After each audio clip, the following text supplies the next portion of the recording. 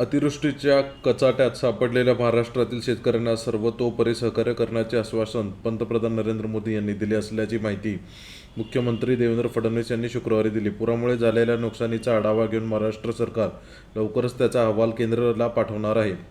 त्यानंतर केंद्राकडून मदत निधी दिला जाईल, असंही मुख्यमंत्र्यांनी सांगितले.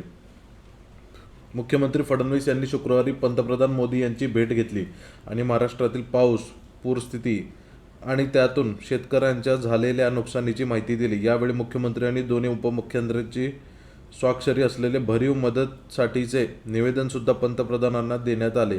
महाराष्ट्रातील शेतकऱ्यांच्या पाठीशी केंद्र सरकार खंबीरपणे उभे राहील, असे आश्वासन पंतप्रधानांनी दिल्याचे मुख्यमंत्री फडणवीस यांनी सांगितले. शेतकऱ्यांना कर्जमाफी देणार, असेही सांगितले. भाजपने जाहीरनाम्यात शेतकऱ्यांना कर्जमाफी देण्याचे आश्वासन दिले होते. सरकार आपल्या शब्दावर कायम आहे. यासाठी समिती नेमण्यात आली असून कर्जमाफी कधी आणि कशी द्यायची याचा अभ्यास करीत आहे. मात्र सध्या शेतकऱ्यांना तातडीने मदत करण्याची गरज आहे.